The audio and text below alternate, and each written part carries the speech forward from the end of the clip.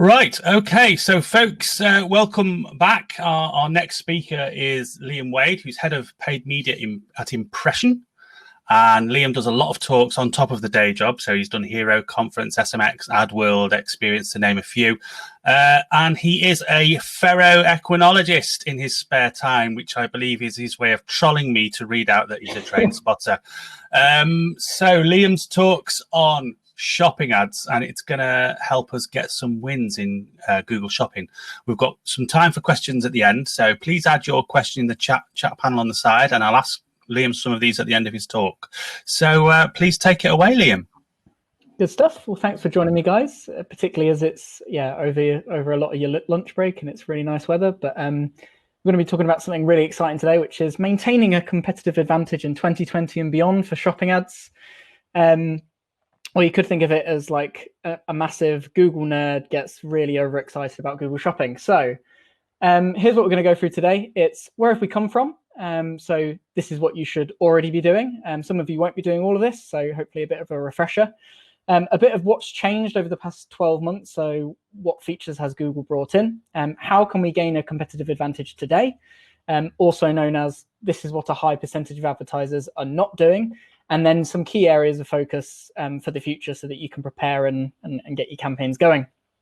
I will try and answer questions as I go. So if you want to drop questions in the chat, then I will try and answer them when they're most relevant. Otherwise, I'll leave them to the end. So feel free to drop in. I also talk really, really quickly, but I've got a hell of a lot to get through. So if I'm talking far too fast and you really need to slow me down, tell me, but it might mean that you get a little bit less info. It's all being recorded. You'll get the sessions, you'll get the slides. One more caveat before I start, there's a hell of a lot of links in here as well. So there's links to articles by Kirk Williams and Andrew Lolk that you can go and check out if you want further reading on any of this. So yeah, be sure to get the slides. So let's kick off. So we'll start with product feeds and then we'll move on to shopping campaigns. So where have we come from? So hopefully you guys already know this. So shopping ranking factors are completely different to search. So search, you might think it's bid plus quality score, and we know the components on there. Whereas shopping has a multitude of different ranking factors. So bid is only a part of it.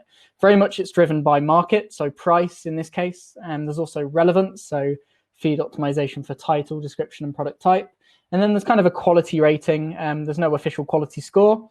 But item IDs gather data, and they're known for having certain click-through rates, and it's kind of these performance factors which help you to rank in future.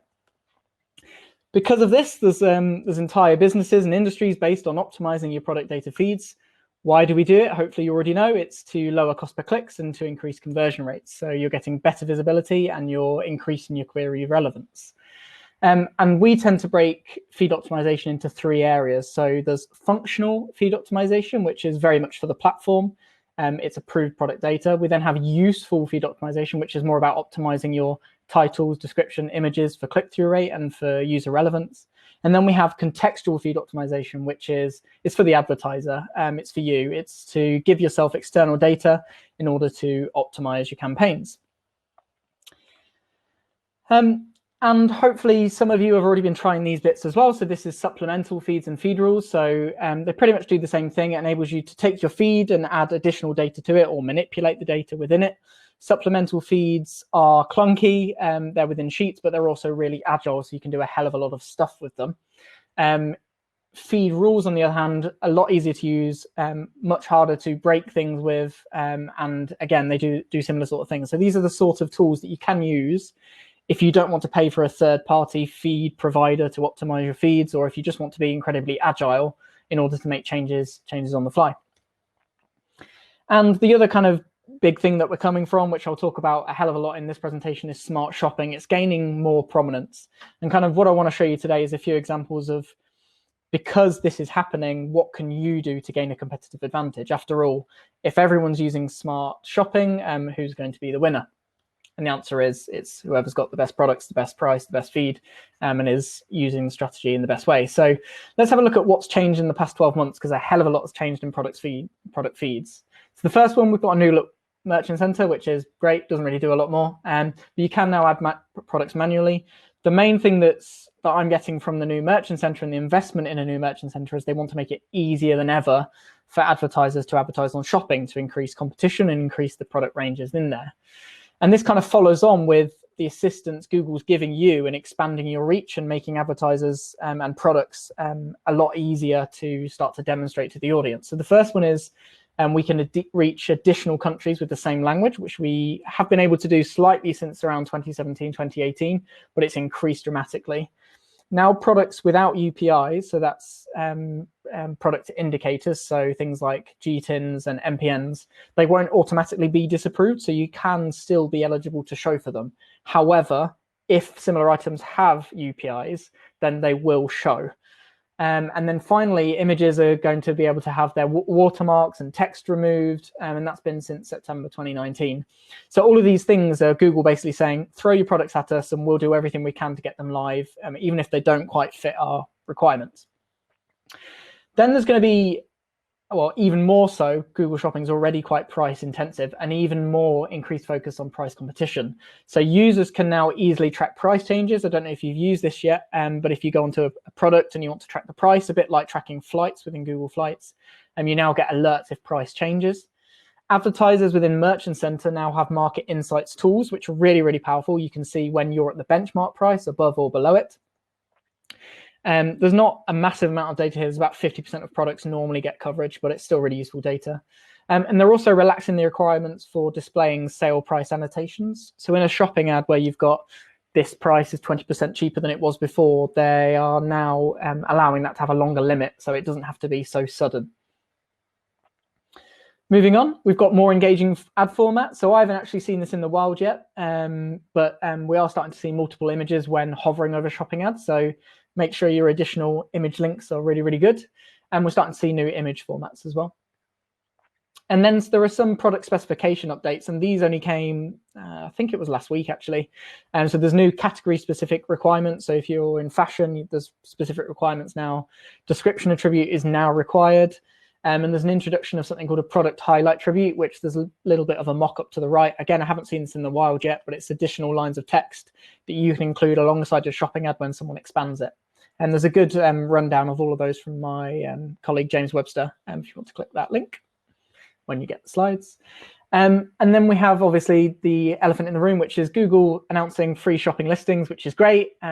Loads of people in the paid industry had a bit of a meltdown, was like, oh, no, free listings, like all my paid traffic's going to go to hell.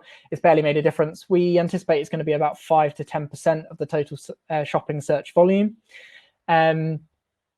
But yes, free shopping listings are here. In my mind, it's good for the advertiser.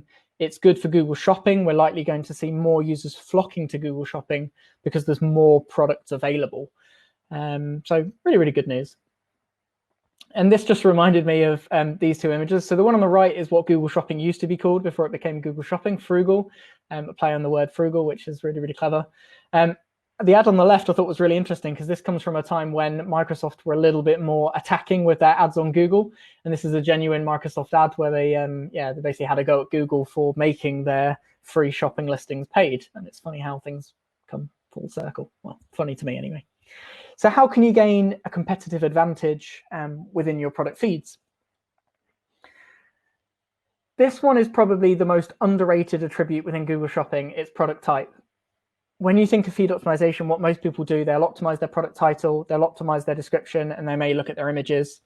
But so few people actually optimize their product type. They might optimize it so that they can structure campaigns, but actually product type attribute really impacts ranking. So we've seen really good success by including more detailed product type strings into the attribute. So for example, if someone's searching for dresses in Google right now, you get dresses like these.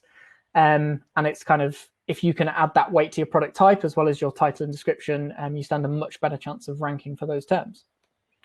Another way to get a competitive advantage, structured data. So match your structured data with the data in your feed. Google's going to, I anticipate, get even more dramatic on checking between disparities here. So they already check for availability and price, and that's going to get even more. So if you don't already have structured data on your website or your client's website, then it's something to start looking into.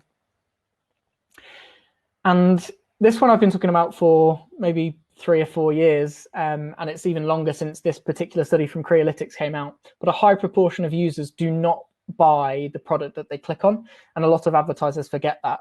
So what will often happen, a C-level executive might come to the digital marketing manager and saying, I keep seeing this product advertised. Why are we spending so much on this product? It's not our focus product. But you have to kind of move yourself away from these. These are PLAs. These are product listing ads. They're not products. If Google starts to really, really like a product, which we've all seen them do, either it's click-through rate or some factor that we can't determine, you're best to try and use that product rather than to take it out and replace it with something different. For example, use additional products on your landing page, direct them to different places within there, instead of trying to just pull back on that product. Quite an obvious one, but also still maintain your merchant center health. And the reason I brought this up is because we spoke about 5 minutes ago how Google is making it easier for advertisers to add their products, and they're not requesting UPIs, and you won't have disapprovals anymore. But that does mean that even if your items aren't disapproved, if they're just flagged as a warning, they will still not be able to rank as well as a product which is completely active and completely fine. So your competitors, I guarantee you, are going to get complacent, and they're going to only fix their disapprovals. I know of large companies that already only fix disapprovals. So if you can prioritize the no error products as well, and you can get a completely green, happy, healthy merchant center, then you put yourself in really good stead. And price. So price has always been the king of Google Shopping since it's been launched, except for the early days when there was only 2 or 3 advertisers for every search term. However, now price basically governs Google Shopping. If you're completely way off on price, you will have to pay a premium to show. So there's a few tips here on how to better utilize price. We spoke earlier about how Google's putting more prominence on price for the user, and here's how you can kind of take advantage of that. So the first one, consider not even entering the auction when you're unable to compete on price. So we've got an example here of someone advertising for a very, very nice Stratocaster. GAC are 1.5K, Rich Tone Music are 1.8K. For me, they both may end up generating clicks from this. A user very quickly will just go click, click, let's see both of those. You're paying for the click. Realistically, a user's very unlikely to buy in this scenario. So consider not paying for those auctions, and more about whether to pay or not in a little bit. The second one is price drops. So price drops have always worked really well, but now because they're expanding the time in which price drops need to happen in order for you to show these price drop ads, use them strategically. So use them at key times when you want that visibility. So here's Boohoo around Halloween, then they price drop that product so that they can show better within Google Shopping. And then finally, start having those conversations internally. So whether you're an agency or you are or you're in-house, have those conversations and start to inform them about why price is so important to Google Shopping and what you can do about that. You'll find that, or many of the businesses we work aren't as hot on price as they could be because they think people are coming purely for the brand. But traffic from Google Shopping is extremely price sensitive. And then use these, what I'm calling freemium Google Shopping listings strategically. Consider whether you actually need to advertise the products that you're paying for. Are these products that are extremely low value? Do you have a really poor margin on them? Start to segment your inventory, and you can use excluded destinations within feed. So you can do that using a feed rule if you want to block out a brand or a category, or you can do it using a supplemental feed. You can exclude some of your catalog from paid Google Shopping.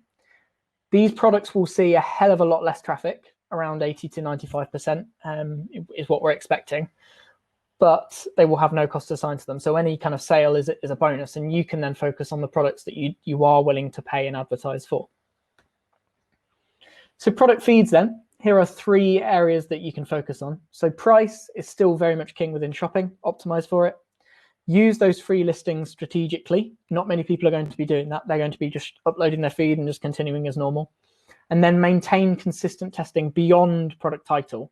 The amount of feed optimization processes that I've seen where someone's optimized the title, description, not looked at anything else, it's a waste basically. And then feed optimization is, it's never finished. Your key competitors, so those competitors that are digital savvy, are going to be optimizing their feeds consistently, and they're going to be consistently testing, much like you would do with ad copy. It's never finished. So that's feeds, and there's a black slide to remind me to take a breath and a glass of water.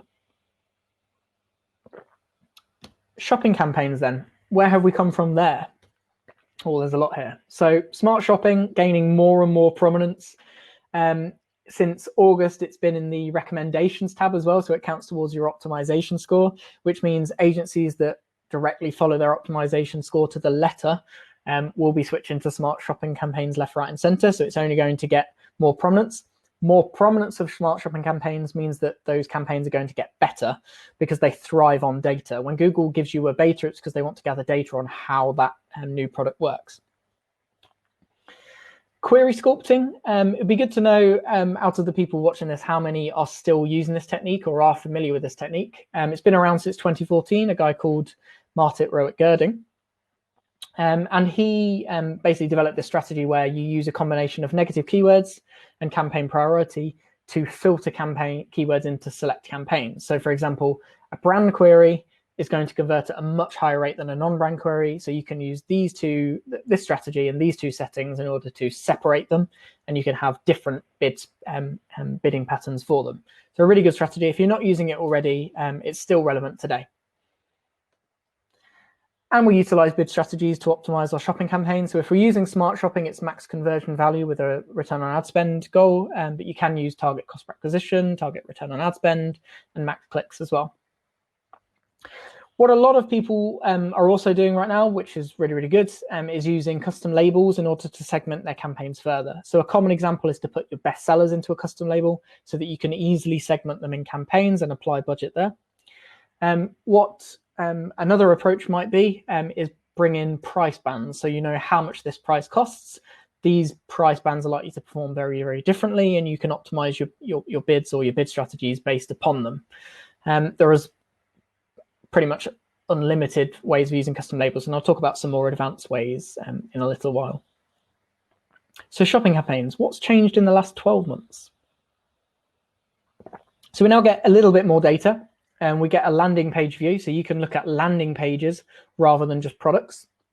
Something I haven't mentioned in these slides, but's worth checking out is next time you're searching in Google Shopping, click on all the ads and have a look at what the landing page looks like, because most of us are still using item ID specific landing pages. So it's one product on a landing page. Many others have started to experiment with having the key product or the product that you click on at the top of the landing page, and then it's kind of a hybrid category page. So this will be really powerful for using the landing page data view. They've also brought in a new form of reporting since May 2020, which not a lot of people know about, and it's retail categories. So retail categories, you can compare search, or you can pull search and shopping into the same report and looking at the same categories. So one of the biggest problems that large retailers very often have is that they are selling so many different categories that electronics, so we'll use this as an example actually. So they might be selling so many categories that they can't easily pull reports to say, how is electronics doing? How is audio doing when they're using search campaigns? It's easy in shopping, not so much in search. So this report enables you to combine these. I'll just answer this question really, really quickly from Adam. So yes, so companies using the hybrid item ID and category views, both Victoria Plum and Victoria Plumbing, so both competitors, very different companies, are both using this, and I've seen this in both their shopping ads, where it's very much a hybrid page. It looks like an item ID or a single product ad page at the top, and then it's a category at the bottom. Very powerful. So enhanced smart bidding controls have also come into play as well. So you can now add shop visits to your smart bidding, and you can add these with a value as well. So if you're a brick and mortar store as well as selling online, add customer values in there, and you can start optimizing towards that as well.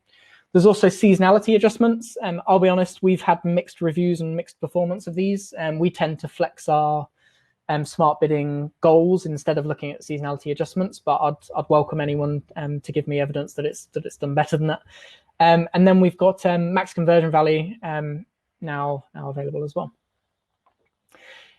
Something else that came last year, so around this time last year, was campaign level conversion settings. So the ability to set a specific conversion setting for your campaigns. And I'll talk more in a little while about how we can utilize this. And then something which I've not seen in the wild and I've not spoken to Google about, but was spotted recently, was smart shopping new customer acquisition. So giving advertisers additional controls within smart shopping in order to control their new customer acquisition specifically. So one of the big problems I have with smart shopping is it places quite high emphasis on display retargeting. Whereas in this, you can assign an additional value to a new customer in order to get the bidding algorithms to bid more aggressively for those users. Shopping ads reach has increased as well. So shopping ads can now appear in Gmail ads. It first came to smart shopping. It's now available within normal shopping. And there's also kind of YouTube and Discover as well. So a hell of a lot of updates there. All the links are there if you want to kind of read them individually. So let's look at some examples of how you can gain a competitive advantage here. First one, my favorite, stop competing in the same game. So stop playing them at the same game. PPC marketers, so all of you in this room, tend to be quite competitive, which is really good. It's a good trait to have. However, we sometimes forget that we're trying to meet business goals. We're not just trying to beat someone in the SERP. So really consider what you're optimizing for. Is focusing on return on ad spend best for your e-commerce business? And do all sales matter the same amount? Now, hopefully you're starting to have these conversations internally already, but if you're not, start having them. This game, by the way, is Hive. It's like chess meets, anyway, that's not interesting. So let's have a quick look at advanced query sculpting. So we mentioned earlier query sculpting in terms of separating brand from generic. And that's one way of doing it. Here's a few more advanced examples, which I've spoken about before. There's loads and loads of blogs about query sculpting, so feel free to check them out. But patterns is the easiest way of doing it. So that's separating brand from category. It's the simplest form of query sculpting, and it's useful most of the time. Even when you're using bid strategies, I still use advanced query sculpting or query sculpting.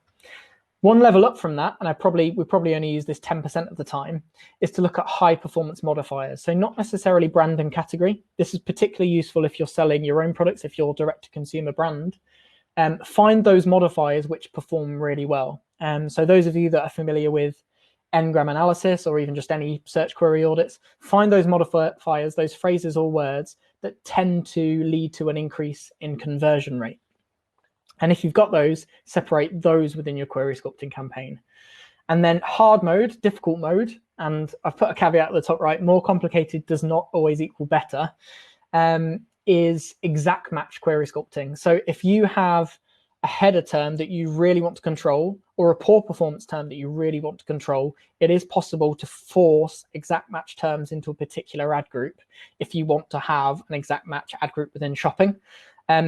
This technique we probably use even less than 5% of the time. It was used a lot more before, but now bid strategies are a lot better. We tend not to use it, but if there's a need for it, go for it. If you just want to have fun, then it's also really fun if you're into that sort of thing. The next thing I wanted to talk about, and I did an entire presentation about this at SMX London, so I won't go too much detail into this. I think the slides are available online somewhere.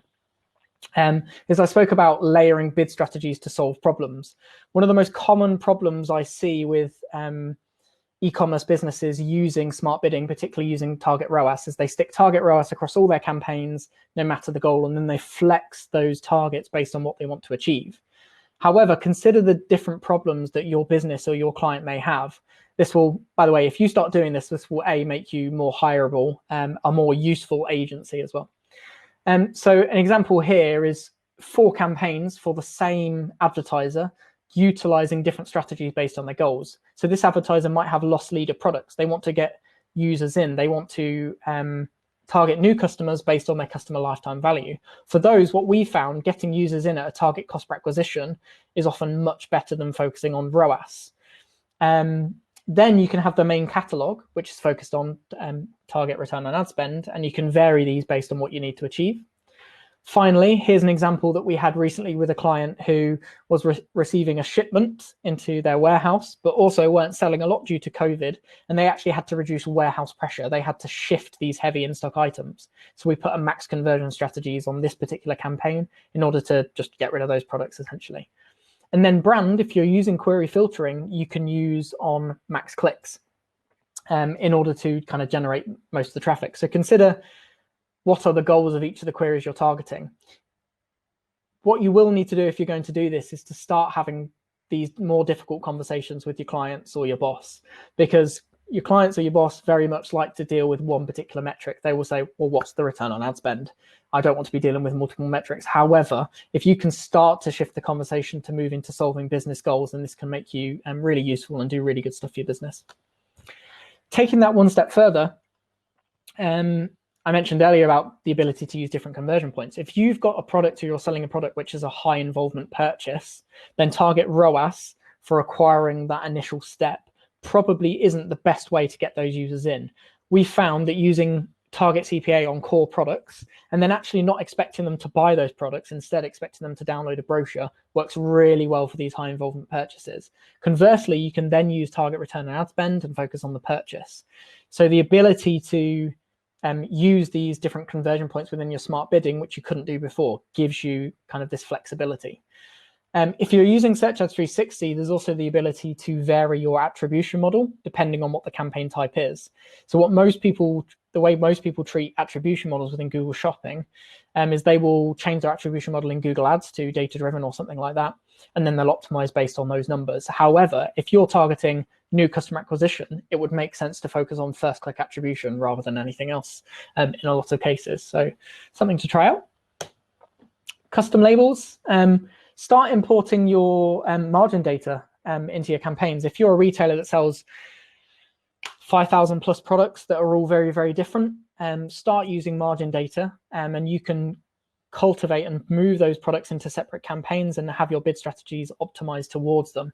We're seeing really good results for this for a couple of our clients. We're optimizing towards profit instead of revenue, which is obviously the end goal. And then, yeah, finally, I've got some ideas around pairing with above the line activity. So we've seen really good success recently as well with starting to upweight our above the line activity and then monitoring performance within shopping, particularly when we're focused on product ranges. So the way I'd suggest doing this, particularly if you've got quite a broad catalog, is to focus on a couple of products at a time. Really start pushing the above the line activity, whether it's Facebook, here, Instagram, YouTube, or display advertising. You can then utilize those audience within your Google Shopping campaigns and measure uplift.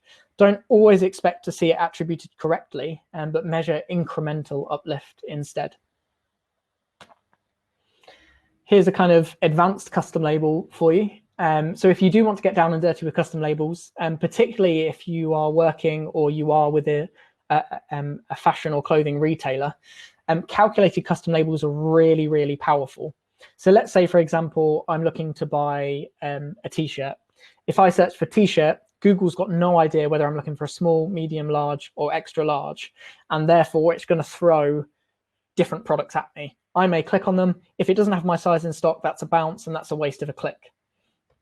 So users are much more likely to convert if you have their size in stock, or to put it another way, users are much more likely to convert if you have a higher percentage of sizes in stock. So you can use calculated custom labels, not so easy to do with feed rules or supplemental feeds, but you can use an external database if you need to, in order to map your product availability. And then you can have bid strategies based on these. So you can target more aggressively those products where you've got full product coverage. This works really well for fashion, as I say. And then the way I'm currently using smart bidding and smart shopping, and the way that it's working for quite a lot of us, is to segment your product catalog into those high priority products and those all other products. Do I think that given 30,000 SKUs that I can outperform smart shopping? Probably not. But do I think I could outperform smart shopping with 5,000 SKUs? Most of the time, yes. So a good example here is to separate them from the pack, have your high priority products or product categories or brands within a regular shopping campaign, do all the magic bits and bobs that we've just spoken about. So query sculpting, layered bid strategies, audience layering, basically do the cool stuff with that stuff and get it working really, really well. And then let the 80% run well on smart shopping. If you then have a problem or you have a really high performing brand within the smart shopping, pull it out and optimize it yourself. There are a few ways of doing this. So one of the people in our team, James, his approach is the inverse of that. So he focuses the majority of his time on manual shopping, and maybe 80%, 90% of the products are in there. But if he's got a product group or a brand that's just not performing, he just wants to get results out of it, sticks it in smart shopping, because what have you got to lose? Kirk Williams let me know, or he posted a blog the other day, which mentioned that you might still be able to use brand bidding within smart shopping. So if you're hesitant to use smart shopping because you like the fact you can separate brands from non-brand terms, there is some suggestion that you can reach out to your Google rep. This isn't verified, to get that added. So shopping campaigns, then, 3 areas I would focus on here. So problem-solving bidding. It's not one size fits all. Have those conversations. Try to solve business problems instead of just trying to optimize towards a blank ROAS target. Insert additional data into your campaign strategy. So whether that's custom labels or it's what else would I look at? Custom labels, margin data, and then pair with your above the line activity, which will help you scale. And it will also help performance. It will help with conversion rates, and it will help with you kind of scaling your shopping ads as well. So let's round this up in all one nice package. So 3 things if you're going to look at 3 areas. First is get strategic. Pricing, free listings, how you're going to use them. What bid strategies are you going to use? What catalog signals do you have? What wider business signals can you bring into your shopping campaign to help you optimize? Have you been looking at customer lifetime value? Should you be? Feed optimization is only going to get more important. It's never complete. Keep testing, keep doing it. Smart shopping is just going to increase. More people are going to be using it, which means it's going to get better at performance. So how can you gain a competitive advantage both within smart shopping and outside of it? And then I've listed the others below. So suggested next steps for you guys. This is what I suggest you do next. So download the slides, catch up on all the shopping news. It's got all the headlines in there. Get up to date with those best practice bits. I've put loads and loads of links in here. So if you're thinking he's gone through that really, really quickly, I don't know what that strategy is all about, I've never heard of it, there's loads of links in there to help you. Test some of these more out of the box techniques. A lot of the techniques I've shown for you here, we might use on 1 or 2 clients max. So it's really about solving unique business problems. It's not a one size fits all, as I repeat again.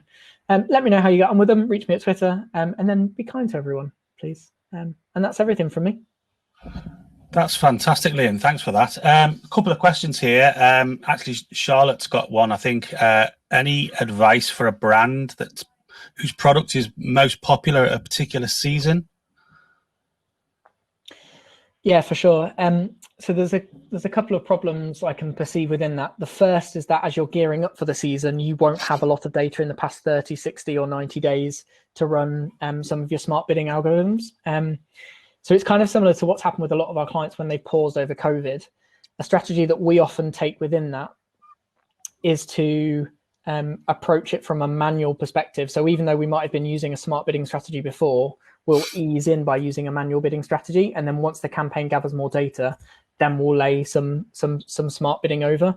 I'd say one of the other techniques that I've heard of, it was Brad Gedders that actually shared this with me, is if you are looking at pausing your campaigns during a down season, don't pause them. Instead, keep them running at an extremely low budget. That could even be £1 a day, because some tests suggest that the smart bidding algorithm therefore manages to pick up a lot more quickly than if you pause and enable those campaigns. I've not tested it myself, but I've heard it's really good. Okay. Adam asks, what do you find is the best way to stop non-brand queries still coming through brand shopping campaigns, particularly with lots of accounts and countries? Good question. So it shouldn't be happening. We've had this a few times. Every single time that I've had a brand query, a non-brand query slip through to a brand shopping campaign, it's because somewhere along the line, I've made a mistake in the campaign setup, unfortunately. It's usually something to do with either I'm not advertising all of the same products in both of the campaigns. If you've got products missing from one or the other, then it can stop the filtering. Otherwise, a filter might not be there. Otherwise, there might be an audience exclusion or inclusion in there. We've actually, I believe we may actually have a script which combs through not our branded campaigns to check that it doesn't contain this term. So if you reach out to me, Adam, I can share that with you or anyone that's interested. But yeah, with different accounts and countries, yeah, I think you're going to need something script powered or some kind of automated report to help you. Sam asks, should you use smart shopping alongside managed shopping campaigns, or do they replace them? I would only use them alongside each other if your product catalog is big enough and if you have reason enough to segment the product catalog. If you include the same products in both, then the smart shopping campaign will override it, and any strategy that you've got going elsewhere just won't be happening. So to that extent, I wouldn't even segment the products at item ID granular level. I'd much rather do it like a brand over here, a brand over there, or a product category here, a product category over there. And Charlotte also asks, do you recommend smart shopping if you only have a few products? For me personally, I would, if I only have a few products, I would run those manually. I would use smart bidding, but I wouldn't use smart shopping for them. I would want to have the control. Smart shopping for me is for efficiency rather than anything else. As an agency, we tend to find that we can outperform it. However, it's smart shopping enables you to do things at scale. So with fewer products, I would probably do it manually.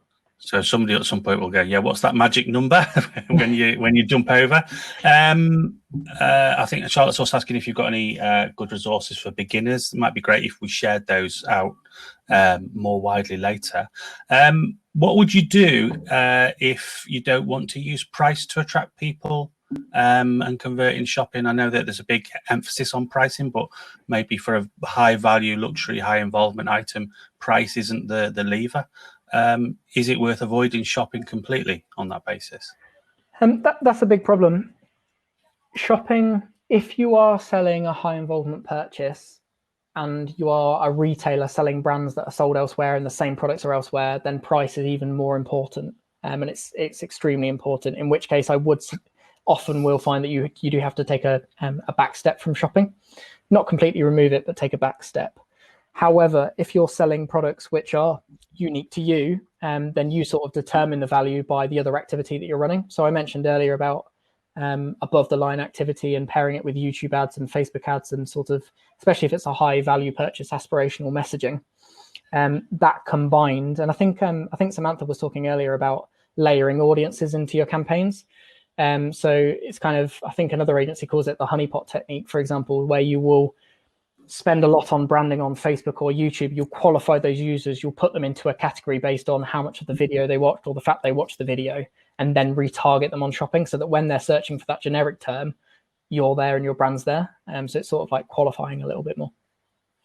Brilliant. Thanks for that, Liam. That was an absolutely amazing talk. Really detailed and really helpful for a lot of people. So everyone, I think the way we demonstrate our appreciation is by typing the word claps in the chat. Well, thanks once again, Liam. And yes, everyone, you'll be able to see slides and films from Monday, I am led to believe. So looking forward to receiving those. Liam, thanks once again. That's been brilliant. Good stuff. Thanks, guys.